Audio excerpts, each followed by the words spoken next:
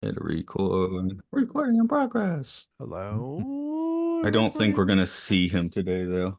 That's okay. Maybe he hasn't put anything on his walls yet.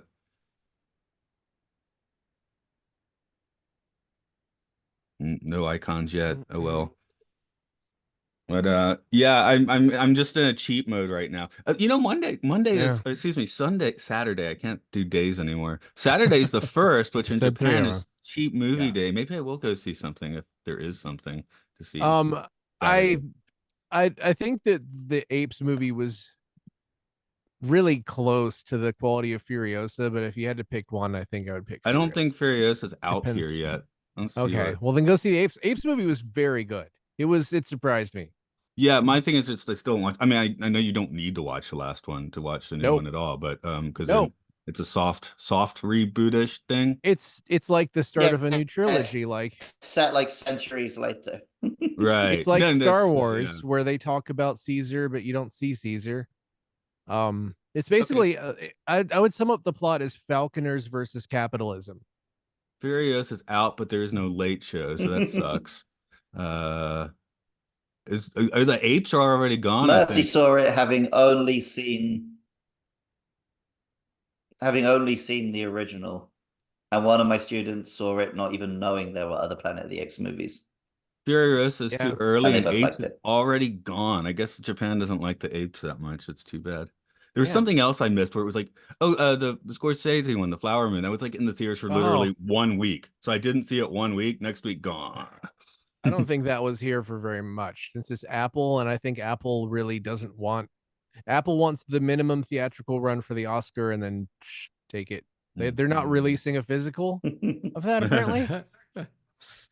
I But don't know. find Anyway, it, while watch it. It's while I good. was waiting, I did check this background image to make sure there wasn't like a tiny portrait of Hitler, which I don't think there is. So I think I'm safe. There's this one, but I think that's a couple. I don't believe that's there for there. So I don't think Hitler does Hitler even show up in this. I don't think he I does. don't think there's there's. a tiny No, portrait of they Hitler if you want mostly to. complain about him. They Yeah, do he Yeah, mostly does. yeah. complain, but there is still like just because it's a military ship, there is a tiny portrait or two in one or two places on the sub that no one acknowledges it. I just noticed it was there. I saw portraits of like admirals and stuff, but I didn't see Hitler. Yeah. I mean it's kind of, Tiny Hitler in my sub.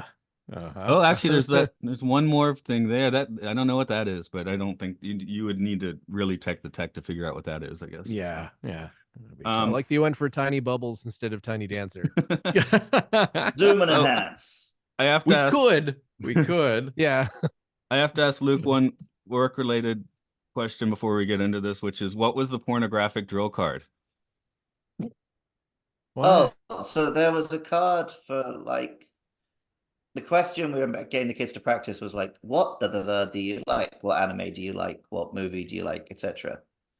And some genius had just downloaded a picture of loads and loads of anime characters on one picture, so they could put it up on the screen and say like, what anime do you like? But it contained multiple hentai drawings, Oh including a no. woman like turning her back to the camera and pulling her pants down and revealing her entire ass. Oh no. So, Oh my God. Oh my God. but Well, James's solution was great. He just copied and pasted Luigi over any pornographic image. okay, I can Wow. support that. Um, Wow. Luke, you are number 77 today. Good list, good list. Wow, really? Yeah, it's on the good Yeah. list. Right. In at number 77, what do you get up your ass if you're rude to your ma? That's right, your da's boot. I was wondering where you're going with that. Oh my God. I think we're saying it all wrong, right? It is bolt. No, so that's Yeah. Das bolt. Boot. I Yeah. But it's believe that really hard. means the trunk, right? The Well, trunk. you're thinking of That's cars that's there. it. I'm skipping around countries and nobody gets to go. Okay. Anyway, Yes, some yes, places yes, the yes. boot The is the trunk, yeah. trunk. Yes. Okay. I Clear mean, enough. I'm Yes, in the UK it's boot and bonnet, like And shoes oddly Yeah. and enough, hat. my deep South grandfather from Pine Mountain, Georgia, always called it the boot, and nobody else Wow. in the family did. But I don't know where you picked that up. I've That's gotten great. used to using the word Q a lot, which I feel like I never used much when I lived in the States. Great word. It is a great word. I just feel like that's Is not that who not you like an answer Atlanta to? word. Is that not? Yeah, is that not an Atlanta word? Like we're getting I in a mean, queue. when someone here says Q, I assume that they are talking about the letter Q, and I assume that I don't want to talk to them. No, I don't really hear that. I've heard it a little bit, but not much. They're obnoxiously omnipotent or horribly what racist? What do we call it? Aggrieved? I would say a lot of my more progressive friends would use that. But Okay. not your average. It's not your average Yeah. citizen. Or maybe it's because I started going to Disney What twice would a you year when I say? first Just came to like Japan. line? Yep. Yeah. We're getting in the line, but I don't know. Yeah. Anyway, Das Boot's a different word. It's listed as Das Booty in my notes in this Zoom meeting because I couldn't help myself, of course. All right. This being Films and Filth. It's Matt here. Here's Mark. There's Mark. He came in quickly. Woo! Like a sub. It's Luke. We have to do it in order today. It's got to be in order today because returning guest from Mission Log, John Champion. Our John is here. Here I am. Always good to round out the Gospels. That's right. Yeah, we got you and Arminio to do that. So yeah. Just in time to go underwater where God can't see you because you're too deep. So this came out in a conversation a few days ago. I know I first came across this movie with that 2 VHS director's cut, which is the one the 3.5 hour I did not commit to the 5-hour miniseries for this. 3.5 hours for me. And Mark, you said I kept trying to make you watch this. I believe you've tried to make me watch it a couple of times, and I think both times I was not in the mood for this length. And also, it's one of those I knew I needed to watch it and just kept putting it off and putting it off. And I really thought a lot more of it would be sort of the end where they're all just intense and underwater and angry. But, as usual, I was wrong, and there's a lot of different stuff in here. No, I'm just like, I kept coming to you with this, let's watch this really long dire war movie as a teenager. Okay. Yeah. Sorry, John. Am I the only one who watched? Like you, Matt, to be fair. Am I the only one who watched the director's cut? Oh, I watched the director's cut this time. Yeah. I think for today we all did. Yeah. 3 hours. Oh, good. 3 hours good. and 20 minutes because there's. Yeah. I tried to find the theatrical cut, just like I just was still rebelling against the concept, and I could not find a copy of it online anywhere. So it's just like, all right, well, I'm gonna do this. I think it's one of those things where the director's cut fully superseded the theatrical cut. No, what I did not commit to is the mini series version, which runs 5 hours, which I was not gonna do that. Yeah, you can't find the theatrical for this anymore. So Luke, is this your first time on this one? Yes, I was of course very aware of it because World War II movies are constantly playing in the UK. Like at any given time of day, one of the TV channels is playing a World War II movie. But I never got around to watching it. I think I don't really know why. Like I wanted to, especially because it's always brought up in the context of Star Trek. As in like, oh yeah, a good ship battle is like Das Boot. Which also made me think this film was much older than it was. Well, there's also like the enemy beneath and stuff. I mean, there are other like Run Silent, Run Deep. Yeah. But I feel like this is the one that gets brought up basically since this film came out. Well, it has become the submarine movie. If you're listening to this podcast in order, last week we did Neverending Story 3, for which I watched the Neverending Story 1 and 2, partly because Wolfgang Peterson went on to make Neverending Story 1 right after this. Same cinematographer, same composer. So, the first time the sub was kind of just trucking along and everybody was kind of excited, I was like, if Falcor just flew in behind the sub, I would have not even blinked. But here's the thing, that is the first moment that took me out of it, because that is the moment that it started to feel like a movie and not like a documentary. And granted, I mean, from the beginning, you're not watching a documentary, but it is so hyper realistic that as soon as music kicked in that was not in universe music, that made me go, oh, wait a minute, this is manipulating me. Hang on, and then it happens again a little bit later, and it had the same effect. But if I'm getting my quibbles out of the way up front, then that's it, kind of. I had a weird kind of thing with the music where it's been a good 20-25 years since I watched this, but when it starts, it's kind of like early, like it's got like synth brass and stuff, which one I hated when you put like orchestra hits and synth stuff to a World War II movie. I hate that. So I'm like, oh, is this soundtrack going to run cold with me? And then when they get to the takeoff music, the Falcor music, I was like, oh yeah, okay, this is great movie music. So I was like on this real like juxtaposition between like kind of not liking the soundtrack and really liking the soundtrack. So well, it's like it's one of those things where every movie that is a period piece is always also a slice of the time that it was made. So if you made this movie now and you did everything else exactly the same, the music would sound like a movie made in 2024. But here you've got a movie that came out in 1981, and it's like, yeah, it is hyper realistic down to the last detail inside that sub. But one of those things that stands out that says, nope, it's 1981 is the music. And I think in a different context, yeah, I mean, on its own, the music's really good. It just absolutely jarred me when I heard it. What are the other Petersons? Enemy Mine, Air Force One. I'm missing something between those, aren't I? Or did he just not make a movie for a while? He did Troy.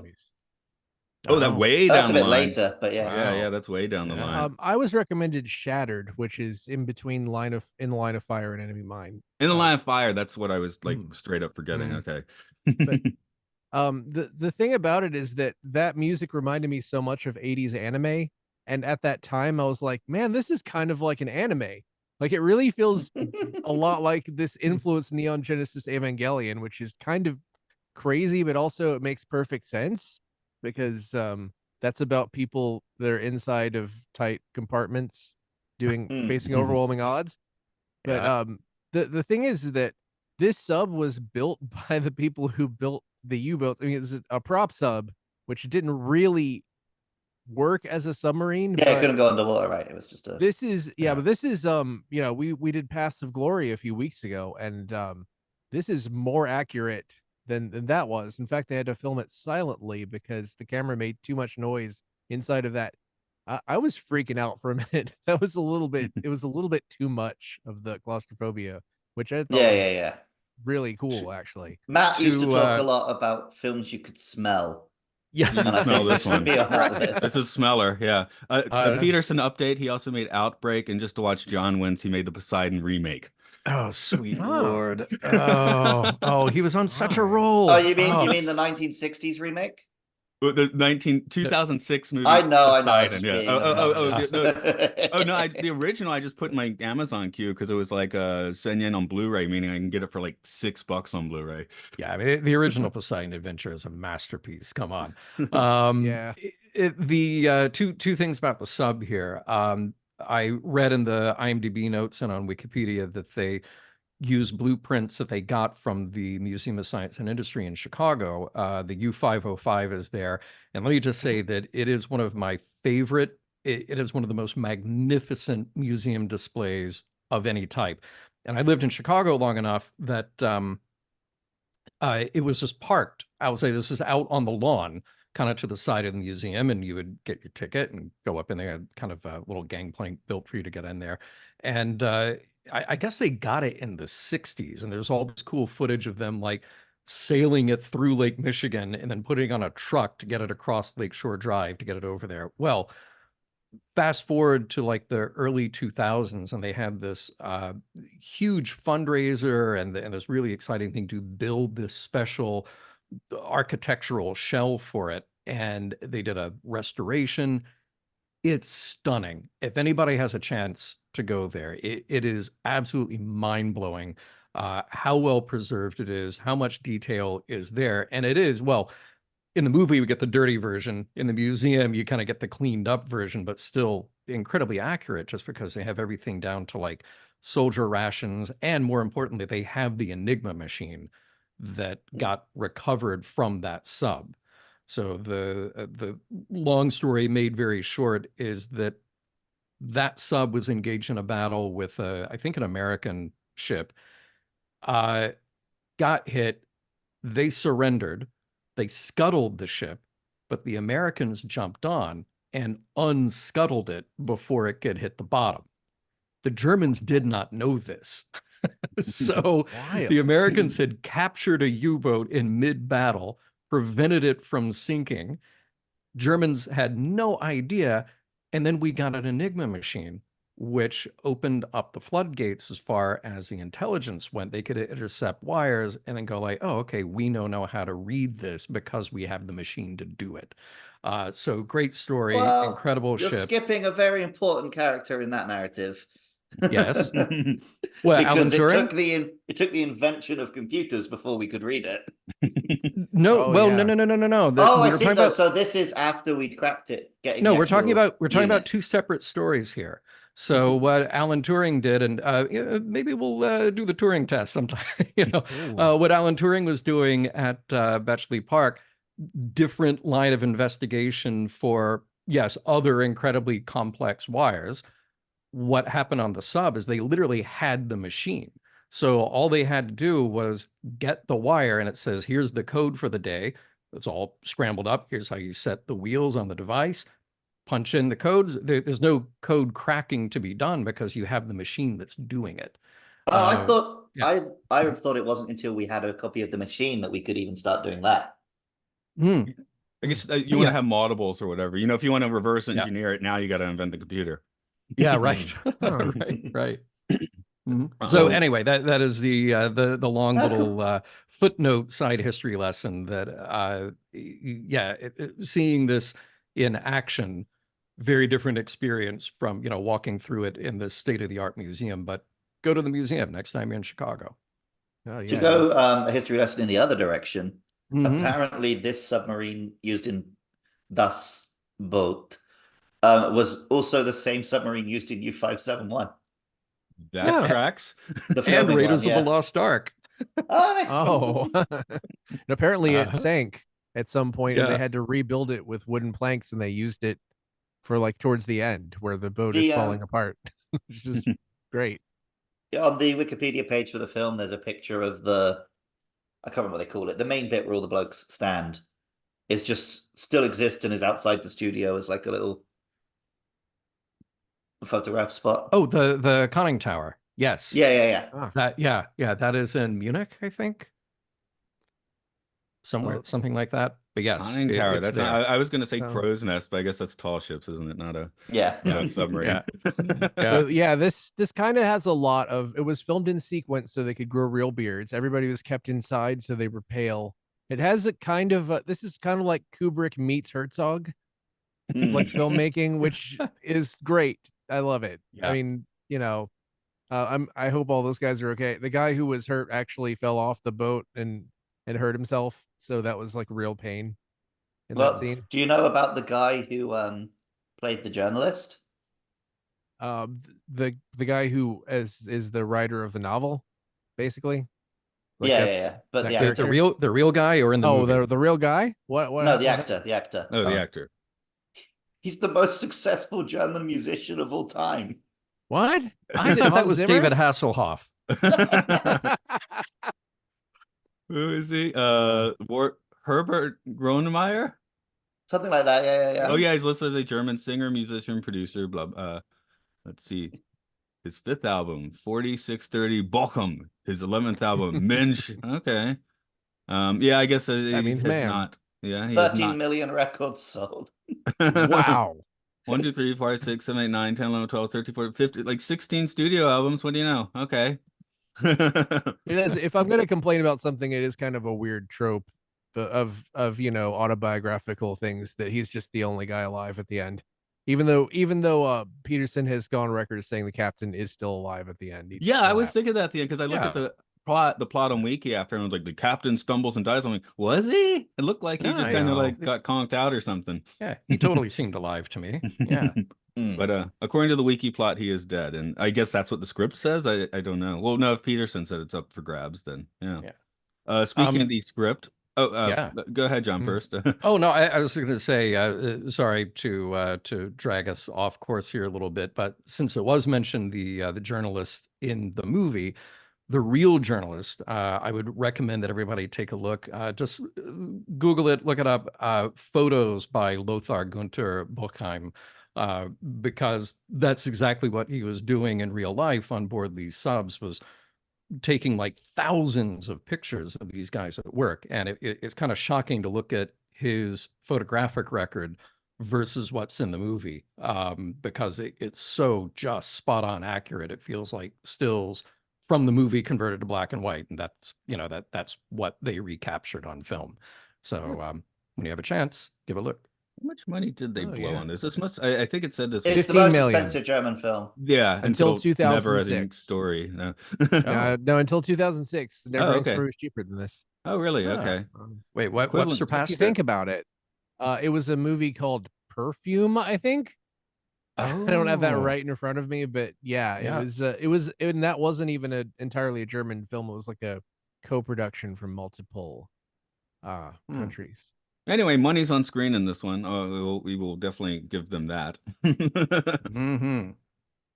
Yeah. Mark, you want to tell us the tale of Das Okay. Bootay? That's how I'm going to say it from now on.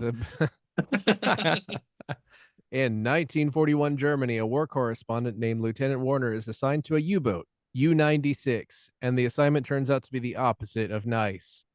There is subliminal tension between the younger and older crew members from the beginning. Soon after setting out, they find a British destroyer but are punished with depth charges and barely escape without submitting. After a storm that takes forever to subside, they find a British convoy and using torpedoes, they subtract 2 ships from the face of the earth. But they are subsequently spotted by a destroyer and have to dive below the depth the sub is rated for, which causes damage from things like bolts flying out of the walls. During all this, Chief Mechanic Johann panics and has to be subdued. The ship resurfaces and sees the flaming wreckage of an enemy tanker. They are horrified by the sight of sailors on fire jumping off the boat, but they were ordered not to take prisoners, so they head the other direction. Johann begs forgiveness for his insubordination and hopes he won't have to submit to a court-martial. There were plans to return home to La Rochelle for Christmas, but the crew is ordered to resupply in Spain, where instead they're subjected to an awkward feast on a luxury liner. The captain wants Werner to smuggle the chief engineer back home in favor of a replacement because the chief has been subjected to too much. Their request is denied, and they are ordered to pass through the Strait of Gibraltar to Italy with the full crew. The captain has a sublime plan to cut the engines and ride the current through the strait, but before they can even dive, they are attacked by a British fighter plane. The navigator is gravely wounded, and as they are trying to escape at full speed, the sub stops responding as they dive and is only saved by hitting a relatively high underwater shelf that stops them from sinking so deep that the ship would succumb to the pressure. The crew works for hours to fix the ship and are able to resurface by using the air they have left to blow out their ballast of water. They are able to get the engines to work and get home to La Rochelle on Christmas Eve, where they are treated to a hero's welcome and then an Allied bombing, which seemingly kills everyone in the crew except Werner. La Rochelle has submitted to the Allies. All right. I just realized that the word succumb doesn't have sub in it. Yeah, I could hear you trying to insert. You were so me. close. How long could you last in a sub? Now, I've been on a submarine movie kick. I think I mentioned here I rewatched Red October and Crimson Tide last month, so I'm very. Did you watch Steven Seagal Submerged? Oh, maybe I should. I don't know. You should. The submarine's barely even in it. Should is probably Prestige not the word 2? you should associate with Steven Seagal Yeah. movies. My top flight, of course, is the submarine comedy where you can watch Operation Petticoat or the infamous In My Life Down Periscope. Yes. Which I've told that story here before. I won't do it again. But yeah, I don't know. I have a weird affinity for submarine movies, but I don't think I'd last more than a day on a submarine. You know, I take walks all the time. When I was sick last week, like staying in my house for like 2 days was like driving me crazy. So I'm sure I'd go Johann like real quick. In this submarine, I'd last about 8 minutes. But I've heard people describe, they say like a modern nuclear submarine. They said it's like a 12-story office building turned on its side. Like that's just kind of the feeling you get. It's like it's clean and it's quiet, and it just has that kind of hum of the ordinary. But I guess if you sat there and thought about it for too long, you'd get freaked out at the idea that at any second it could implode into a horrible mess. Yeah, I Which watched the would YouTube freak you video. out more, locked in a metal tube underwater or locked in a metal tube in space? Space, Ooh. probably. Yeah. Space for sure. Yeah, But space seems. at I mean, there's least- at least nice little fishies outside of your sub, right? Yeah. I think if I was in space, I'd just be like, well, at least I can say I went to space. Yeah, Where I I think live. I'm with Mark. They're both Yeah. equally terrifying, but space is a little bit of unknown. Whereas, you know, I know what water's like. James Cameron got his underwater bragging rights. Yeah. He was underwater on the Titanic when 9/11 happened, Yeah, and he only Oh, found out when he wow. came back up. And he actually Wow. has Like- the record for deepest dive by a human, doesn't he? Yeah, Or he I think did so. for a Also- while. Didn't he say he told Crazy. that guy with the exploding submarine from last year not to do that? Yep. Not to Probably. explode, implode. Yeah, don't do that part of it. Don't do Yeah. that. You do I start think I would- wondering watching this movie if it's just gonna, be a sudden zoom, and there Yeah, goes the sub. yeah. An answer to They Matt's didn't even question. talk about it. Yeah. I'd probably last 15 minutes because I have this weird late onset claustrophobia where I was like a claustrophile when I was a kid. I liked being in small spaces, and now I do not. So I don't know what happened, but You got yeah, bigger, so now the small spaces seem even smaller. you're right. Except it didn't really start till I was in my 40s, but Did you have a growth spurt at Yeah, maybe I 39? Were you crawling into small spaces at age 35? maybe I just like stopped You just didn't hunching. notice. I my posture got a little bit better, and it made me grow like a half an inch, and then that made me too big. Oh, okay. Since I've been working my posture, people have been like, "Did you get taller?" I'm like, "Dude, I'm 46." But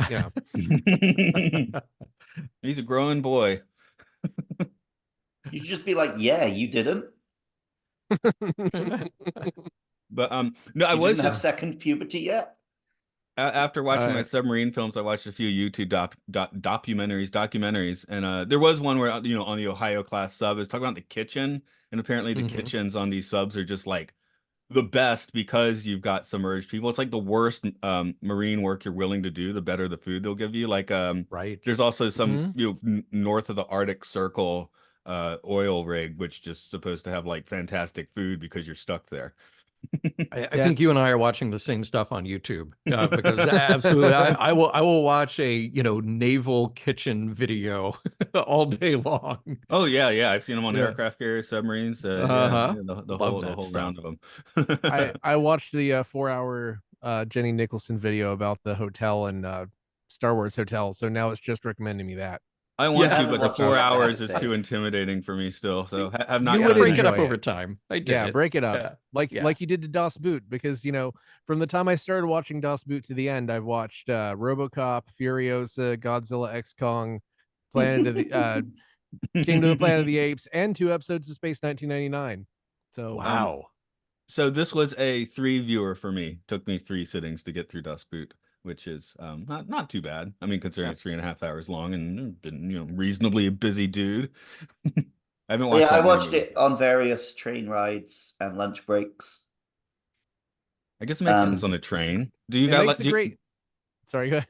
Do you get lots of tunnels on your train ride?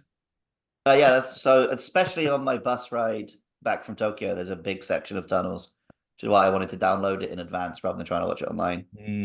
Which means I ended up watching the dub because that's the one that's on archive.org. Oh, How's the Apparently, dubbing? most of these guys It's dubbed pretty themselves. good. The like it fit well, but it was like 50% of the actors were doing German accents and 50% weren't. Actually, apparently everyone Yeah. did their own dubbing except for one guy who I think came back and did his own dubbing for the director's cut in the 90s. Oh, then I guess I was hearing Probably- everyone's real voice. Cool. Yeah. Some of them are just Yeah. really good at English. Like, Yeah. all of them spoke English when this came out, so that's Huh. wild. Right. Those Yeah, it smart must be great to live in Europeans a with their country. bilingualness. Must be great to live in a country where you're expected to learn more than one language instead of just you have to do all. Oh the yeah, work yourself. everyone I meet from mainland Europe speaks incredible English. Well, it's And I always tell people, like, look, we're from England, so because we can just speak English everywhere, our school makes like almost zero effort to teach us a foreign language. Yeah. Yeah. We had our ladies lambasting us at dinner a few weeks ago for not knowing our Japanese better. Hey, you both are bilingual already. You got a leg up. Although I mean, no, I'm more Japanese than the average person in America. So I was gonna say that watching this over multiple sittings, unironically, works really well as a miniseries. because Yeah, it's a and- mini. Yeah. It has been a Mhm. miniseries on TV. Yeah. Yeah, what it seems like the added stuff, as you would guess, is just more like character stuff, more character Mhm. moments. I guess you learn more, get more of Johan like going nuts over time or something instead of just an instant snap or something. I mean, he looks crazy the first time you see him, so whatever. But Yeah, Is he it- reminded me of I've forgotten the real guy's name, but he was Theon in Game of Thrones. Oh yeah, Alfie Allen, Alfie Allen. Allen, because he's Lily Allen's brother. okay, And I Yes, haven't even and John seen Game of Allen's Thrones. son. I know what you're talking about. So yeah, She wrote a hit song about how gross he is, which is very funny. How Their gross dad is he? also an actor. He was the Sheriff of Nottingham in the BBC Robin Hood show. Oh wow. And he did a really cool sort of Louis Theroux style documentary where he went and lived with the who were those mega homophobic church who were popular in like the Bush era? Oh, Fred Phelps's church. yeah. Yeah, those awful people. I'm happy Yeah, to have he forgotten the did- name. He did like a documentary show on them.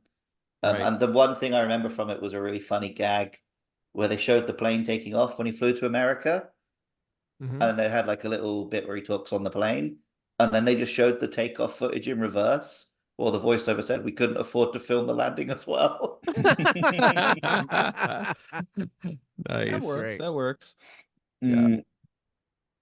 I actually, John, you're talking about the restored boat in Chicago, and especially, Yeah. well, actually, both you guys, but probably not Luke.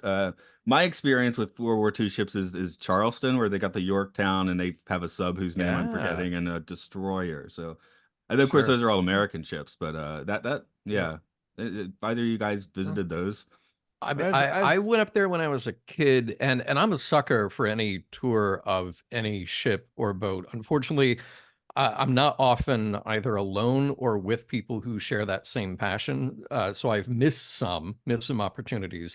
But very recently, well, not very recently, it had to have been probably, I think that boat was towed out 3 years ago. But the Maritime Museum in San Diego is great. Everybody knows about the giant aircraft carrier there, the Midway. It's beautiful. It's fantastic. My dad and I crashed a party there years ago. But if you tour the rest of the Maritime Museum, there's all kinds of stuff there. And they had a Soviet submarine there from the early 60s. Very cool. Definitely shared some DNA with this, more advanced than what we see in the movie, but still just like cramped, very, not built for its aesthetics. It is built to have everything in front of you all the time in a purely functional state. So I think that was the last sub that I was on. And by the way, there is one rotting in front of the Queen Mary, also a Soviet submarine of the same class, that desperately needs to be towed out and scrapped because it is a wreck. It is a home now only to raccoons. Widowmakers So- with leaking nuclear Wow. fuel. Yeah, Okay. right, yeah. Okay, how about this? A remake of Das Boot, but it's raccoons that are in that Oh boat. my God, that would be brilliant. That'd be awesome. In their little hats. Yeah. And yeah, I love it. I Yeah. went in the opposite direction for my thought experiment before we got online, thinking, what if we just went the other direction, had like a sub full of Colonel Clinks, I was about to suggest a title for the raccoon movie, and then realized it's a racial slur. Okay, I Oh, guess yeah. you keep that to yourself Oh. then. I put very early in my notes to be like, wouldn't it be funny if I came on this podcast and just started yelling about why wasn't there just an Allied soldier in there killing all these guys the whole time? Why do I have to? Where was Captain America when we needed him? I It did does- find Not in 1941, I guess.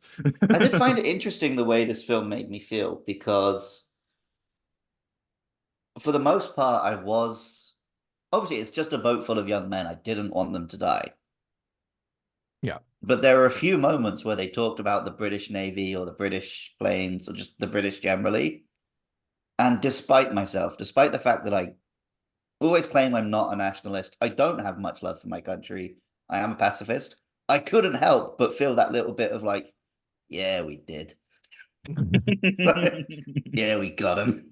It's But I like mean, whenever Mercy, my Mexican girlfriend, and her family talk about the Spanish, even though what England was doing in other parts of the world was just as horrific.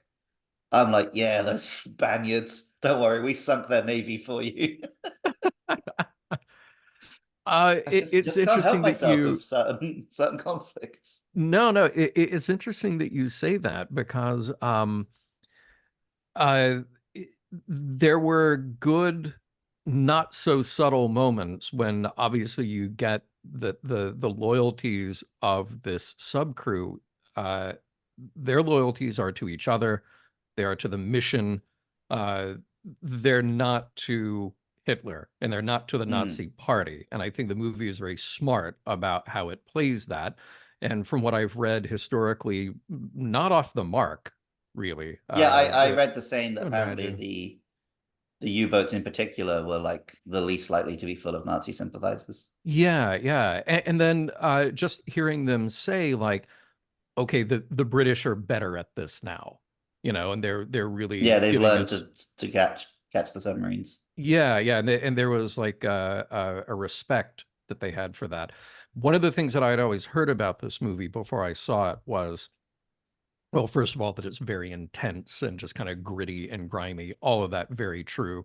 And that it is unique because it tells the story from the German perspective. Also very unique because if you grew up in the West, if you grew up in the US or UK, like you said, Luke, I mean, if you watch a World War II movie, it's a lot of rah, rah, look at how we won the war.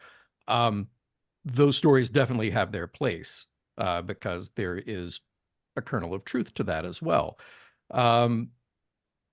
But I think what this movie does so well is putting you in a place to have sympathy and understanding and care for these people as human beings and the shared humanity that we have.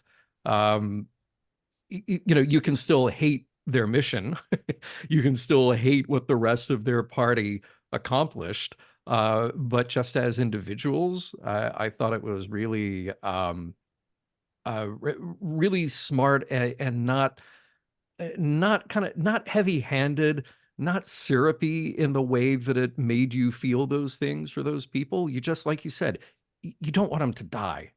You just want them to get home and be able to walk away from the war at some point. I mean, like most of us, they just want to get home for Christmas. Like, just let me get home Yeah. for Christmas. It's not much more than that. But I think this movie does a really smart thing in that the British in this film are all alien. You don't see them. You don't know what they're doing. That We you don't See know. those guys on fire. Well, you see them. Okay, you see them. Yeah. But I mean, for the Yeah. most part, We said the they're- same thing about Paths of Glory, was it? Paths of Glory, right? The Yes, best war Paths of movies Glory. don't show enemy soldiers. Exactly. So I watched it sort of like I was watching a horror. It made me feel sort of like watching a horror movie where I didn't exactly feel like, oh, these guys are meat and they're going to die. But I also felt like, well, you guys are out here in the woods, like poking these terrifying bears, and maybe you're not gonna make it back. And I love that this movie also gets me a number of times where I was surprised that they made it through stuff, and then it just to be crushed at the Those end. crabs. I thought for sure they were just gonna die in the ocean. Like I thought that was a given. Die in the Can ocean. we talk about the crabs for a second? You brought it up. You brought it up, Matt. How dare No. you? It was Maybe the like crabs 3 are gonna weeks. do it. 3 weeks Okay. into a long range mission. How'd that happen? Yeah, my note was here. I'm just going to read my note verbatim. Yeah, we just had a scene about pubic crabs, but the next scene, what in the hell are they eating? That was one of the few times in the movie where I thought like, oh, okay, now Wolfgang Peterson, now you're just being clever. Now you're just sort of playing with me again, and you cut away from this just weird sequence of a lot of bottomless sailors getting their junk inspected, and you cut to these plates of food, and I swear to you, the food had hair in it. I don't know what the hell that was, but it was. Well, the one of the captain even says like this meat needs a shave. Yeah, right, yeah. Oh God, Well, they make up with the spread on the liner later. You got that nice spread with the. they do. Wow, what an interesting scene. Yeah. You guys think the crabs were British? Yeah. Yes. Let's see. I'm just looking through my notes at weird observation. Oh, your remake, by the way, it will be powered by Axe body spray. The remake of this movie. I thought it was The remade remake like already 10 happened. It years was a ago. TV show in 2018. Oh god. Was everyone spraying themselves with Axe the whole time, broing out? No, because it would be music- called Lynx in Europe. We don't have Axe. And They were playing dubstep the whole time when the submarine was like. Actually, to modern movies credit, we don't do that anymore. Like I just this is That gonna didn't last shock- very long. This will Yeah. probably shock some people. I just saw the movie Clue for the first time last week. That was another thing I watched in between watching Das Boot Parts. That definitely has some 80s music in it for a period Hmm. piece. It's like that was a lot of stuff in Mm. the 80s. It's like put the orchestra hits in it, put the huge drums in it. But I don't feel like we do that anymore. Mostly. I do wonder how much we've learned from video games about war strategies, because when they're going like they're attacking the destroyer, I'm like, hey, I learned from Oh. Civilization 4 that's a terrible idea. Oh, dude, Advance Wars, like you don't want you want to. I think it's a cruiser that you should absolutely be terrified of if you have a submarine in Advance Wars. But also, if you dive in Advance Wars and you just leave it there for too many turns, the gas will get used up. Mm. It'll blow Mm. up. But Luke, do you think you could command a submarine from your video game experience? I mean, I'm the guy who regularly says I could fight dinosaurs from my video game experience. So yeah, I could command a submarine, no problem. See, unfortunately, as much as I like strategy games, I'm not particularly good at them. So I think I would definitely get a lot of people killed if I didn't get a practice run. Mm. See, You know? that's the thing. You never get a practice run, do you? No, you Yeah, don't. but we died gloriously. True, yeah. Well, I definitely, yeah. I mean, that's just to bring it down a bit. Near in the end where it's like, oh, and they're stuck at the bottom of the Strait of Gibraltar, or on their shelf at least. But yeah, and he's like, Yeah. oh, this is the dream, isn't it? This is how you sacrifice bravely for your country, and it really blows. Oh, yeah. Yeah, it's not like That's they the said. movie. Yeah, that's the movie telling you what you need to know if you didn't already Yeah. figure it out, which I appreciated. I It was a nice guess it's scene. bash on the nose, but yeah, that's Why fine. not? You can You be got on the two, nose. yeah, 3 hours and 80 into a minutes movie. to do that. And Johan gets a redemption, which I really enjoyed. I liked Johan. I didn't want him to get court-martialed or anything. Hmm. I was surprised to read apparently the original writer disliked the film for not being anti-war enough. Mm-hmm. Yeah, Wow. I think he is another one of those authors that his name taken off of it, as we've seen many times. Or maybe not many times on this podcast. We've seen it many times in film in It general. definitely happens. Yeah. That's interesting, man. I thought the message was loud and clear. So I'm surprised that he would have felt that way. But yeah. You know, it's like I I guess think that a lot authors of are just times as bad as fanboys for not understanding adaptation changes things. We've The all read artist horror is rarely stories the of- best judge of their own work, Yeah. Yeah. I mean, Stanley Kubrick hated. I mean, no, sorry. Stephen King hated King. The Shining, which we'll get to soon enough on this podcast, and I don't think that any of us are going to come down in his favor on that one. Maybe I should read the book before, because I do. It would be funny if I came into it as no, actually, Stephen King's right. Kubrick's an idiot. Please do if you have the time. That'd be great. I don't read know it, about but I read it time. in high school, as one does for Stephen King. The only Kings I've read are the Dark Tower books, because Weirdly, I've never read those because because, like, oh, you got to commit to 8 books, which I've done before, just not for that, I guess. Well, the only I've only read short stories of his. I have read full-length books by Clive Barker, which will never be films because they would be rated like NC 17,000, and they would cost $300 billion to make, and they would be like 35 hours long, which makes them very good books. But anyway,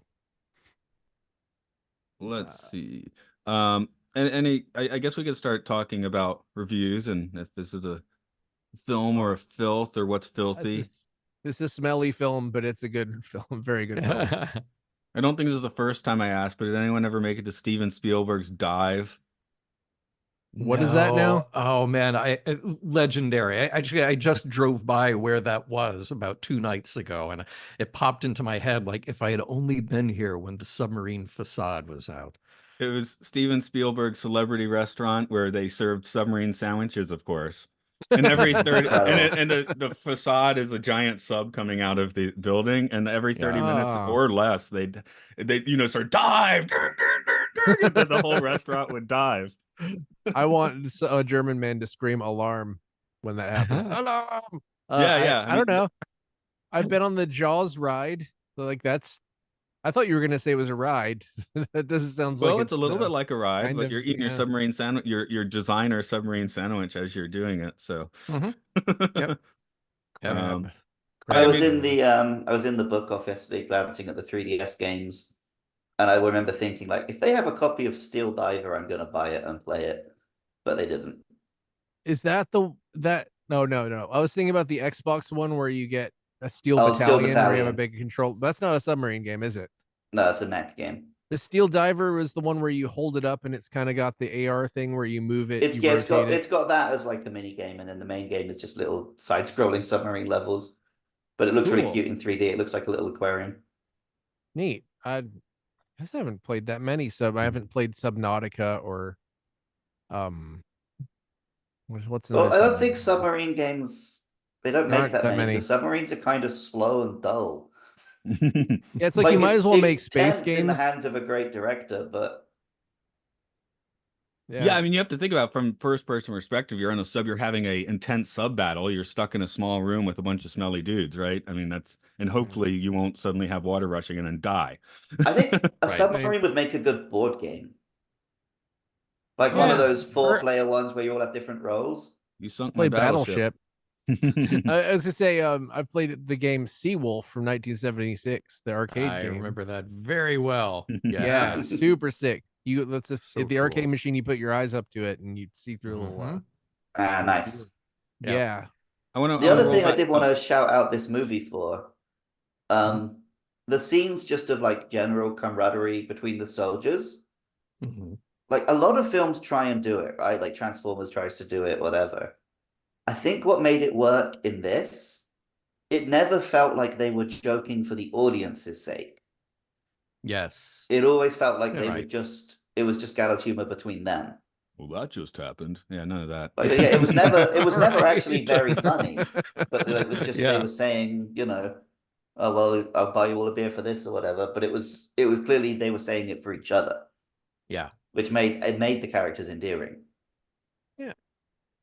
Yeah, they tread that line very well, and I think also like it's not just that you come to respect some of these characters and certainly want better for them, but some of them are just kind of like they're very rough around the edges, or kind of jerks, and these are young guys who are immature but thrust into this terrible thing that they have to do. So when you get moments like that are little moments of levity, or little moments of camaraderie, they feel earned because it's part of the whole picture. It's not just like, here's a bunch of heroics and we make a joke out of it. It's like, no, we've been through horrible things, and the only way we know how to deal with it is either to lay in our bunks and cry, or do something crazy to blow off steam, or make inappropriate jokes, or whatever. Like all of that is on the table, and it all feels very natural the way this picture is made. Sometimes watching a historical movie or something, you think, oh, I've been to that place forever. But in this one, it's kind of weirder because it's all in the water. But I was like, oh, I've taken the ferry from Algeciras to Tangier. So I took their like death run. Basically, I followed their exact path. Sitting on the surface eating a spaghetti, I'm like, wow. Yeah. It's kind of weird to think of. I'm like, oh, that because they go from Gibraltar, they go south, so that's like pretty much exactly the ferry route. So yeah. Well, I think of first for this podcast, I found a board game that's a version of The Crew called Mission Deep Sea. I don't know if anybody's played The Crew. It's a sort of a mission-based cooperative board game, and this one is entirely underwater. And I can safely say this is probably fun. Okay. So Right. yeah. Let's put a label. Oh, go ahead. I was going. Oh, actually, I was going to do the same thing. Okay, I don't think there's much debate whether this is films or filth. So perhaps it would be more interesting to borrow your question from the season 4 Twilight Zones. Does this film justify its length? Well, You know, can stretch it to 5 hours if you want. I've never actually watched a theatrical cut because I feel like maybe this might have been like the first subtitled movie I watched, come to think of it, or one of the first at age 16 or whatever. So I would say this could be 2.5 hours, but I don't think it would work an hour and a half. If that, I don't know if that's sort of a not answering the question. That's like answering the question with another thing that I'm positing. But I think that you could trim some, but I think it still deserves to be longer than average. I think long makes sense because it's about being trapped on a submarine for a long time. Yeah. Yes. Yeah. I would definitely echo that. Matt, you've probably heard me talk about on Mission Log recently how I've been watching Masters of the Air on Apple TV. It was about the 100th Army Air Force Corps that was based in England and flew all these missions into Germany and had the highest mortality rate among American Army Air Force. It just like horrible. They'd send out, 30 planes and half would come back. They'd send out another group and one would come back. And that was your odds, right? And it's very modern and it's very polished and it's very slick, great production values, a lot of heroics, but I think one of the things that show benefits from is that it's 9 episodes, each episode right at or sometimes over an hour long. And you need that to tell the story because there's so many left turns. It's like, don't fall in love with this character because they may not be around for the next one. And if you like this character, well, we're going to sideline them for a bit because they just ended up in a Nazi POW camp, So there's all this stuff that has to unfold for you to really absorb the scope of what was going on. And this, even though you're not telling the story of a whole division and you're not telling a story about, all these people coming and going, like Luke just said, you have to tell the story about being trapped. Like you have to tell the story about what it feels like to be there. When I first watched this, and I always heard, okay, the scene with the depth charges is really intense. Wow, that's really tough. And I'm sitting here watching it again. I'm like, yeah, that was a tough scene. Oh, wait, it happens again and it's worse, So all these things that unfold where you go like, oh, no. It's just going to keep getting worse and worse and worse. And then you feel those little moments of victory. Like you feel that moment where they're stuck on what an absolute horror to be stuck 260 plus meters on the bottom, things falling apart, no lights, etc. And you feel that sense of victory, like, oh my God, we solved the problem. We teched the tech and we can actually get out of here.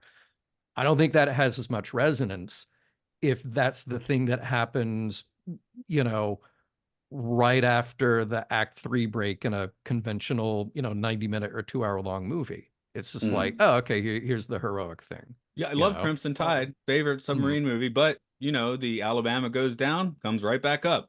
Yeah. Right. Yeah. To piggyback on what you said, John, I think that the absolute best thing about the streaming era is that episodes of TV shows can be as long or as short as they need to be, which right. People complain a lot about Game of Thrones. I loved that I might be watching an episode that was 47 minutes or an hour and 10 minutes, and I wouldn't necessarily know, and I wasn't really looking at the clock. So that's how storytelling should work, ideally. Like there's so many things where they try to shove, I don't know, not to throw David Lynch's Dune under the bus, but the way it was edited is weird, where the third act is kind of like part of an act. Right. You had to read the book first. I'll get around to it. No, anyway. my only Masters of the Air thing is I got the Pacific Band of Brothers Blu-ray set up there, and I'm like, oh, now it feels incomplete. Yeah, all those things fit together nicely. I mean, Hanks and Spielberg as producers are very good. So yeah, I would definitely recommend it. I would say the only shortcoming here about watching this is, okay, watching Dust Boat now in 2024, 43 years after it came out, and it came out 40 years after the historical period that this is set in. We keep getting further and further away from that story, and I love history, and certainly following World War II history is one track that I'm interested in. So I'm kind of predisposed to want to watch this. It is a great, well-made movie with a well-told story and some incredible performances. By the way, we didn't even get into the technical aspects. Some of those shots on Steadicam going through the length of the sub, oh my God, I wish I knew how they did that, because they're just, it defied the physics of the space. I was trying to figure out how they did all this stuff. But I think this is a really hard sell now for somebody who isn't expecting it, for somebody who isn't kind of predisposed to want to watch this. Whereas maybe a show like Band of Brothers, maybe a show like Masters of the Air, or other contemporary stories set in the same period might be a little easier point of entry. This is hard. It's hard to watch if you're already into it, just because it's very draining. But it might be really tough if you're just, I'm just somebody who likes movies, therefore I'm going to watch a bunch of movies. This one is hard, but it is also brilliant. I will throw Yeah, out, if we weren't operating off this list, I don't think I'd have watched this film. It was definitely, I found it difficult to follow a lot of the sub tech talk about, this, release this, do this. But by the I end, am I probably felt going like to do a I was a Wikipedia dive beginner. later about how submarines work. Yeah, that's the thing, is I feel like maybe the 3.5 hours were enough to onboard me, where I was sort of like, oh, I kind of know what they're talking about now because they've said it out loud enough times. So so in that way, it works. But I am going to look back on this film remembering being kind of confused and just going along with it, and like letting my eyes tell me what's happening rather than listening to what everyone is saying the engines are doing. But right. that not I was sorry, I was just gonna say I do love a like a tech thing. What would you call it? Like a test of, like how Iron Man. Oh, how Iron Man is like a test run for a device. Basically, that's what the structure of that film is. There are a couple of Godzilla movies like this too. Pacific Rim is like this, where I'd love a good story of trying to make a ridiculous thing work that shouldn't work. Right. So, Right. It's high concept. Yeah. So I was going to say, not counting the comedy submarine films, is this the only submarine film that does not have the trope of sealing off a compartment and sacrificing crew members? Yeah. Because you can't on this. It's just a row of rooms, If you seal off any of these, you're screwed. Right. But I was thinking, we don't have that sequence, which I feel like every submarine movie has to have now, It succeeds at being not a very tropey film, which is amazing because it's 40 plus years old, 50. Yeah. No, 40 plus years old. I know we didn't get into the film and Filth discussion because it is a film, but just on the Filth end, we do have the line, climb into my stink, and then we get into his stink for 3 hours. So that's kind of filthy. You're in these guys' stink for 3 hours. You get that party at the beginning, and that probably smelled like cigarettes. Oh, yeah, this is, I believe, our 6th film on the list with a German lady singing at a beer hall. So I guess big fan of that. I think it was a French lady singing. You're right. I think she was French. Yeah. French or German. Like we get a lot of that. World War II songstresses. Well, I guess it was World War I, the last one, but European war songstresses. I've got an eye on the one reviews. There's only 2 1 reviews for this one, and then it goes up to 3. Wow. One just says boring, slow, boring, very boring, lost 3.5 hours of my live. Okay, 7 out of 72 found that helpful. The other one is a little more thought out. Can this movie be any more boring? I had to watch this film along with U571 for a world history class report back in 2001. I checked out this film at my local library. It was 3 VHS tapes. That's not right. I don't remember much It had about the special film. features. Yeah. Oh, maybe. Okay, there we go. I do remember it's very boring and trite. I remember it went into detail about the submariners' lives, submariners' lives. How do you say that? During the war, and many dark shots of the submarine during the night. I will give it's a very dark movie. I noticed It that is. watching it. Yeah. Other than that, I don't remember anything else. I just rate this film a low score because it was meticulous and long. Many films of the kind could be good if they provide an interesting plot story or something that makes the picture stand out in one's mind other than tedious boredom. For example, I thought the movie Heat was boring for the most part, but there was a major scene in the movie that saved it completely. The bank robbery scene. Another example is The American. He kind of rambles on for a while. Okay, I've got Oh a my. I've got a 3-star review that I think is worth. Okay, yeah, I was worth just going for saying. the one legit one Yeah, there. yeah. So, That all right. The title of this review is 3.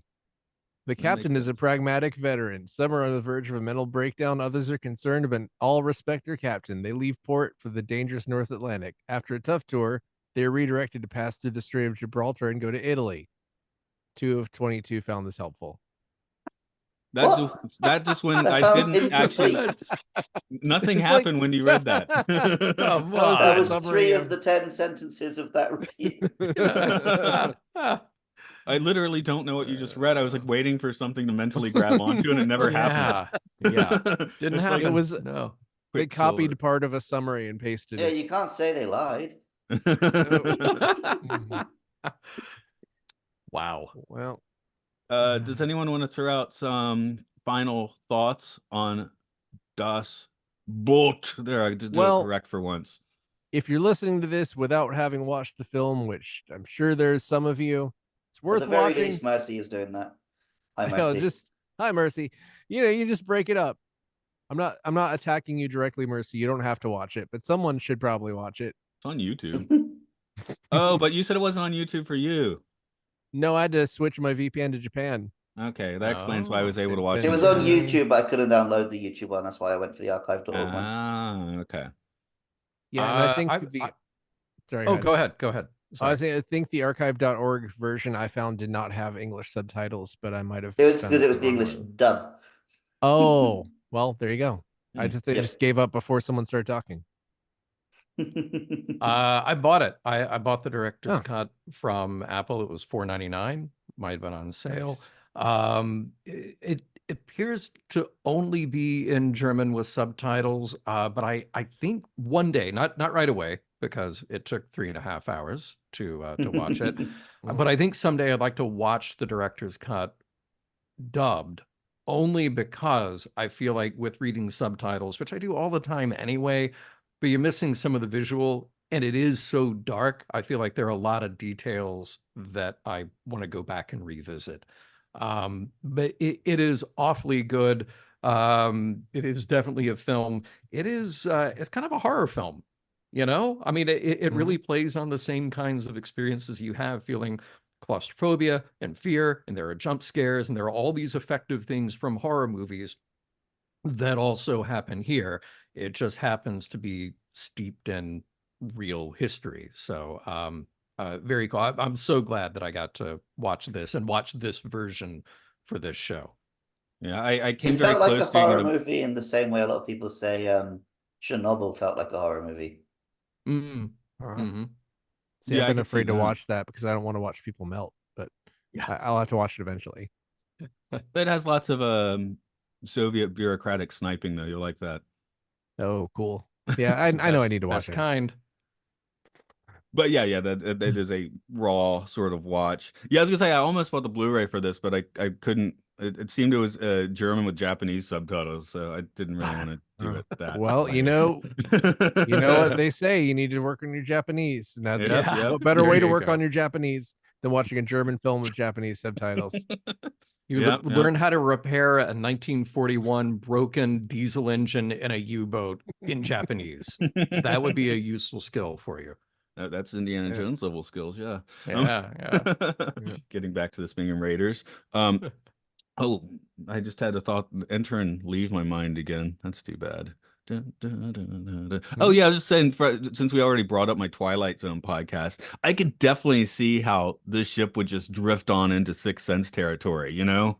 Have a immediate death and like spectrally just keep going, like because of maybe the horror tone of this, you're like, oh, that could happen. There'll be Bruce Willising around at the bottom of the sea. Does this ending count as a twist ending? More of a slap in the face. No? Yeah, I mean, it's a war. They get killed in a war isn't too much of a twist. No, but like, they make it back heroically, and then they get bombed anyway. Yeah. Which is not what happened to the real boat. Right. Nope. It got bombed many years later, and most of the crew survived. And apparently the captain of that boat was not a great person, and he didn't win any awards, and he ran away at some point. I think he was actually, he was court-martialed for cowardice, and then he killed himself before he was executed. Oh, wow. That's what happened. I knew I forgot some wrinkle of that. Well, you take a little No dramatic one wants to license. watch a film about that guy. No. I mean, No. not this film. I might watch a different type of film about that guy, but I don't think that would be very good for the. Old Jurgen guess- could have handled that role too. I guess then you've got Paths of Glory, but with a boat, sort of. Actually, no, Paths of Glory is way Rivers different. of Glory. Yeah. Paths of Glory. Those guys just didn't do anything, so that doesn't really They're work. sitting in a trench. The smell was similar, maybe. I don't know. This probably had more oil smell to it in the sub. Yeah. We'll bring this one to port and hopefully not be strafed by enemy aircraft. But John, what's going on in the mission log world? Very special episode comes out tomorrow. Timeless. Of course, I don't know when this episode is going out, but definitely check out Timeless from Voyager's 5th season. And more good stuff to come. What can I say? The live show is wrapping up soon with Voyager season 5 almost over. I'll have a couple of wrap-up shows from that, and then relaunch the live show whenever the next new Star Trek is out. So just keep track of it all at podcast.roddenberry.com.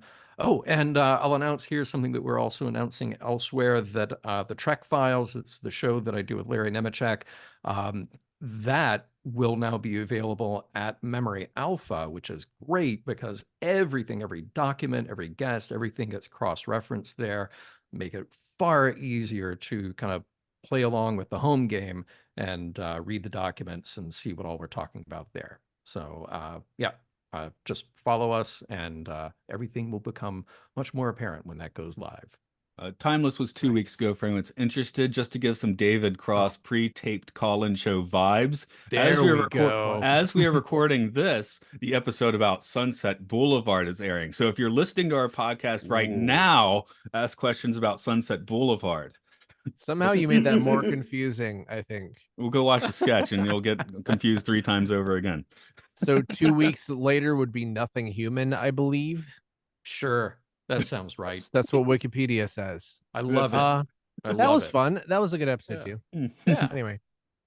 As for us, we're on Patreon, Podcastio. We do this, movies, more chitter chatter, Twilight Zone, Time Enough Podcast 1999 for Space 1999, and Luke Loves Pokemon, and the Game Show. I guess I stopped talking about Hyrule Field Report, or do you want me to talk about Hyrule Field Report? No, it's okay. We finished Tears of the Kingdom, so I just said a lot of words. If any of them seem appealing to you, go looking down that route. We are going to do a wrap-up episode at some point, but we'll wait till I have internet. Okay. Alarm! Alarm! You were like 1 second after, like 1 second before you did that, I was going to be like, you should insert the alarm sound in here, but that's even better. Yeah. No, I don't know if you saw me glancing around a little bit. I was like, do I have anything bell-like around? Which the answer was no. I got a tambourine back there, but Red Alarm. Yeah, there we go. That's the one. That's the one. Yeah. Okay, Luke, I assume you're going to a gym or something? No, because I haven't found one in Matsumoto yet. Oh, okay. So you're not just like running off to the gym guy at the moment. No, I need to join one. Right, I need to cancel my membership at my old one first. Jeez. Oh yeah. Thanks for reminding me. I would have just kept paying for it for months. I bet at least in Japan they probably let you cancel it. I think in they'll America let you. they'll like But for, if you like, forget, charge. you're definitely paying for it. No way around that. Yeah. Okay. Bye-bye to all the folks. I'll hit the Bye. recording button. All right.